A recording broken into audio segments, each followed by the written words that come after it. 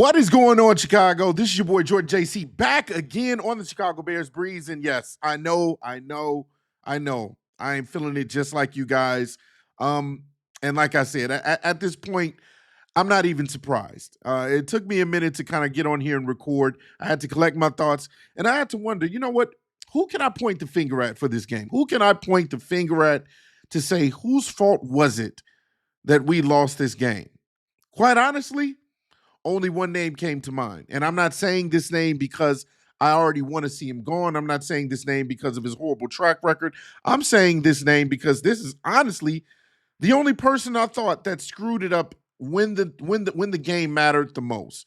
And that's head coach Matt Eberflus. And of course, we're going to get into why in a minute. But again, let's go over the actual stats of the game to review this game, my reaction on it. Of course, the final 20-19, the Green Bay Packers triumph over the Chicago Bears after blocking that field goal at the end by Cairo Santos. I believe it was a 49-yard attempt.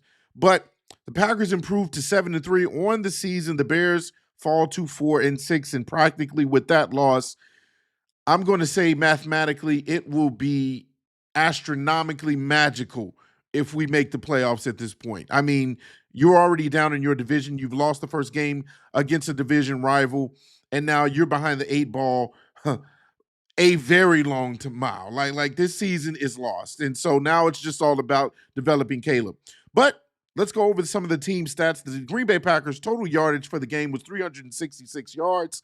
260 passing yards, 106 on the ground for an 8.5 yards per play average. They got sacked once. There was a turnover that was given to us. Of course, we know Jordan Love. He has been committing turnovers every single game. And so going into this game, we thought that would be one of the strengths. One of the things that we have to do is play keep away, or rather play turnover with the Green Bay Packers. He gave us a well-timed interception to Terrell Smith when they were coming down the field. They were in, I believe, they were close to the red zone, and he overthrew it too high and gave it back to us and Terrell Smith. So great interception there. But of course, we couldn't take advantage of it at the end of the game. Bears, total yardage, 391 yards total, 212 passing yards, and 179 on the ground. A very good run game overall by Roschon, DeAndre Swift. And of course, you saw Caleb Williams kind of use his legs a lot more than usually he does. But I mean, that was part of the game is, hey, when it's not there, take off. And you saw him do that efficiently and often. 5.8 yards per play for the Chicago Bears. I love this stat especially, both of these stats. Third down efficiency, 9 for 16. That's something you didn't see throughout the season. 9 for 16 is a very good stat. Very, very good stat. When it matters the most, the Bears got the ball into their receivers, into their playmakers, and kept going down the field for first downs. Now, here's the really good stat. Fourth down efficiency, they were 3 for 3. You want to talk about being confident and just leaving it all out there? I mean, going for it time and time again. And of course, they had to go for it when they were marching down the field, when they were down 20-19. And you saw that completion of Roma Dunze from Caleb Williams on the 4th and 3. Just a very, very confident throw. Very, very good play calling by Thomas Brown. Very good efficiency from Caleb Williams.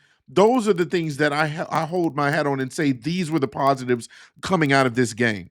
3 sacks allowed, of course. There was only one pretty much throughout the entire game. I believe there was 2 sacks on that last drive, back-to-back, which led to that 3rd and 19 being kind of almost thinking that we were dead in the water at that point. And then, of course, there were no interceptions thrown. We won the time of possession. And so when you look at all these overall stats, you kind of scratch your head, and I was scratching my head like, man, we won pretty much all of the most important areas. We won the turnover battle 1-0 because Jordan Love threw that pick. We won the time of possession easily by about 13 minutes, 36-23. We definitely had more plays called. The total plays called was 68-43. We called 25 more plays for the entire game. I mean, you're talking about a very, very good game. And of course, I talked about making sure that you passed the ball and you were efficient on 3rd and 4th down. I mean, that was really what I felt like sold me on the game planning and the play calling from Thomas Brown being elite in this game, in my opinion. 23 first downs to Green Bay's 19. You pretty much won everything. But of course, the football gods said, The Green Bay Packers are going to win this no matter what. And that's what we saw. And so, if I, again, going back to what would I point the finger at? Because at the same time, we lost, and we lost outside of the Washington Commanders game. This was probably the game that everybody was just like, what are we going to do? Like, it happened to us again. Like, we just can't, we can't win even when we should win. I'm going to pinpoint Matt Eberflus, and obviously that's not a shocker, right? Most of the season we've been pinpointing Matt Eberflus. Most of his resume and career for the Bears, we've been pinpointing Matt Eberflus. But the gross way you've mismanaged your time and the clutch moments. I understand that there's a part of the fan base and a part of me that wants to think, okay, play it safe. Yes, we drew the clock all the way down to about 3 or 4 seconds to make sure we're already in field goal range. We don't want to do anything to mess that up. We don't want to, maybe call another play and perhaps have a chance at fumbling the ball or getting the ball intercepted or whatever the case may be, right? You know what that's called? That's called playing scared. And that's exactly what you did. You played scared, you played conservative. When maybe the game called for you to run maybe one more play, you already had a timeout left, and you allowed the clock to just constantly go all the way down to that last attempt. I understand that in most cases, other teams probably would do that too. But in my opinion, the way that we were playing, how fluid the offense looked throughout the entire game, mind you, from first, second to third to fourth quarter, I didn't really see too much of a lull in this game from the offense at all. The defense still did their job because at the end of the day, you only gave up 20 points. So that's already a good sign from the defense. They were getting gashed on the run game. We knew that. We knew that Josh Jacobs would probably be the X factor, and he pretty much was for this game for the Packers. But when it came time for you to get a little bit closer, or at least, hey, try to win the game outright. Try to go for the juggernaut, the big play. Try to go for the end zone. You didn't do that. You said, we're in a position. We don't want to get too crazy. Let's just kind of dial it back a little bit. Let's run all this clock that we got left and go for that field goal. Now, obviously, if the field goal was made and it wasn't blocked, we'd be talking about all of the positives in this game. We would not be pinpointing Matt Eberflus. But that's not the case. And so now we're going to scrutinize. We're going to pull a microscope up to the game and say, well, what small little incremental things could we have worked on? What things did we not do that we could have done better? Well, that's the one I point to. When the game was on the line, you could have ran another play that could have resulted in either a touchdown or just getting closer to the end zone. Now, does that make you control, a second line defensive tackle or offensive tackle from blocking the field goal? No. Sometimes you can't control that. And so that's how we lost. But at the same time, you know who I'm giving praise to? I'm giving praise to Thomas Brown. The entire game, from start to finish, you saw a competent offense. You saw plays that married each other. You saw plays connect. You saw your star players get involved. You saw DJ Moore constantly being given the rock, whether it be on passes in the backfield and the screens working, mind you, because you had the right players in the right position. Braxton Jones blowing up people left and right to keep lanes open. You used the right personnel. You called the right plays at the right time. DeAndre Swift did his thing in moments. Keenan Allen caught certain passes. You got everybody involved. You got Cole Kmet involved as well. And Rome Odunze is constantly showing that he might be that guy for this team. And you love to see it. You got every single player that was important involved. And if we look at the stats, I mean, it was a well-rounded game. Caleb Williams, 23 for 31, very efficient game for 231 yards. No tutties, no interceptions.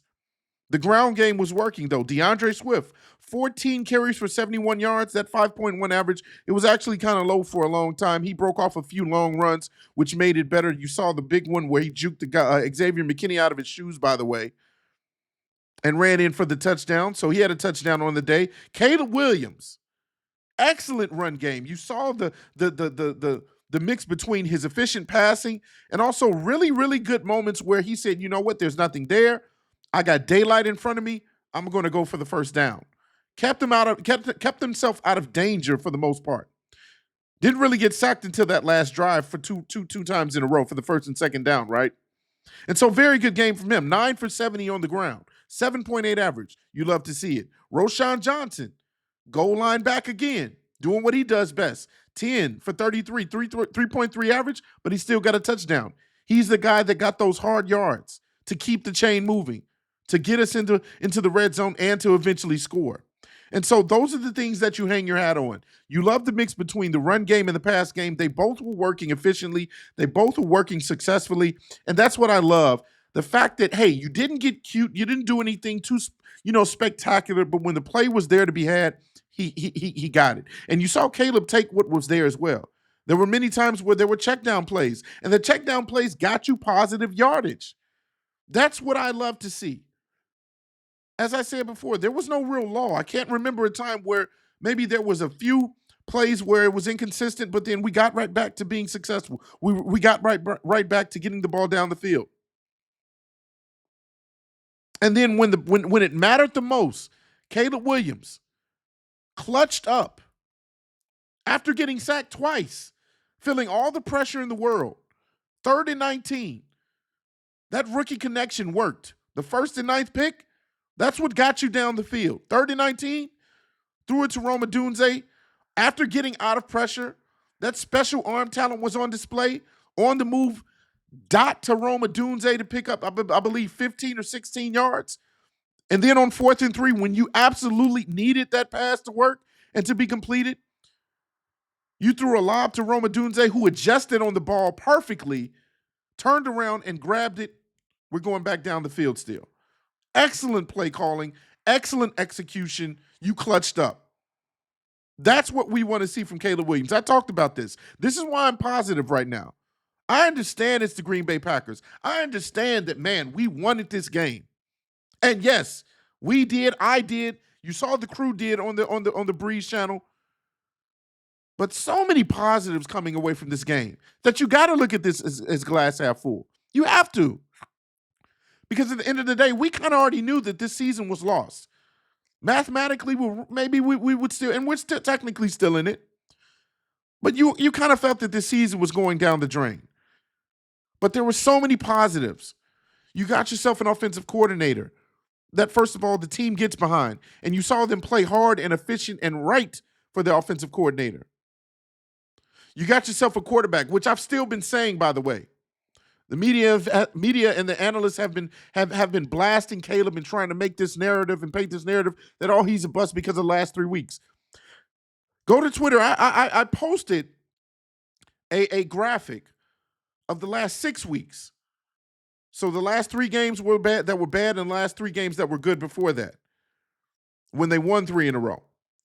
And it matched it up with Jaden Daniels' numbers. Almost tit for tat. Almost matching in every category. Touchdowns, interceptions, completion percentage.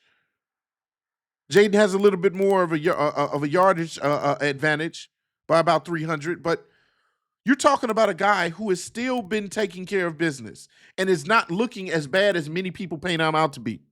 And when you call a good game, when you have decent protection, by the way, shout out to the O-line, because I got to give them their credit. They did a decent job today. Even though Ryan Bates went out, my goodness, in the first drive, they did a very good job of giving Caleb time in the pocket. That's what you wanted to see. This entire team played their butts off to try and win against the Green Bay Packers. And so when it comes down to a block field goal, I can't be mad too much outside of just the fact that we lost to the Packers. You saw improvement. You saw progress, not even incremental progress. You saw great progress versus the last 3 weeks. That's what it should look like. It looked like a modern offense. It looked like a competent offense through and through. We finally got some points on the board in the first quarter. We scored a touchdown before the half when getting the ball back in the second half. We were up. Those are all positives. So Bears fans, if I give you a little bit of of rose-colored glasses. Here's why. Because I said already, I want to see development from Caleb. And that's what we saw. We saw exactly what we wanted to see from Caleb. I was completely impressed. Completely impressed with Thomas Brown. Very impressed with Caleb. Very impressed with DJ Moore, Cole Kmet, Keenan Allen, Rome Odunze. And of course, not impressed with Matt Eberflus in the play calling at the end. Because that kind of falls right on you. On how you manage the time, and do you think that maybe you could have gotten a little bit more out of your team there? Do you go for the win or do you play it safe? And I mean the big win, like the touchdown versus the play it safe win, the field goal. You saw Cairo Santos kicking it. The 53-yarder that he made, that ball was low already in the earlier part of the game. So for whatever reason, he was kicking it low. I'm assuming maybe he felt like he couldn't get enough power by kicking it higher because he doesn't have that strong of a leg. And so could that have been one of the reasons why it was already low on trajectory when it came out? But hey, again, got to take some positives away. This is not going to get me down anymore because this is what we've come to expect when it comes to like magical things happening where the Bears lose. I saw improvement. I saw a great game plan. I saw a team that was together from the first to the fourth quarter. I saw a good offense. I saw a good mix of the offense. I saw us win in all of the important categories. I saw third down efficiency. I saw fourth down efficiency. We won the turnover battle. There's a lot of positives to come out this game. And so, Bears fans, I implore you, lean on that because this season is lost. Lean on the development. Lean on what you saw from Caleb. We have our quarterback. Keep drilling that into your mind. We have our quarterback. And look forward to the next season when we can protect him even better. That's pretty much all I have to say. I mean, hey, I thought this was a great game. Obviously, you want to see the end result be different. That's the only thing that sucks. But again, the more we lose, the more I think defining it is that Matt Eberflus is going to leave. And that's the reason why I'm also on a high as well, is because we saw the positives, but we also saw the fact that they lost and that the head coach needs to probably get out of here. I've already voted for Matt Eberflus to be gone already. He should have been fired 3 weeks ago. And so this is moving in the right direction when it comes to that. That's why I'm more positive than negative as well with this. Of course, it hurts to lose, but you're winning in the long run. We're probably winning in the long run. We don't want to make his resume any better. So I want to get you guys' thoughts on this. How do you feel about the Bears' loss to the Packers, 20-19? Do you think that you could kind of see this in a positive light? What positives did you take away? How did you feel Caleb played from first to fourth quarter? How did you feel the offense looked? How did you think the defense did? Let me know how you feel. I know it hurts. It's the Packers. I understand. But again, in the grand scheme of things, it's just another game. How are we looking at this season and going forward? I'm going to be down there with you as always. And as always, if you like this video, show some class. Comment, like, and subscribe, share this video with others. I'll see you guys on the next Bears Breeze.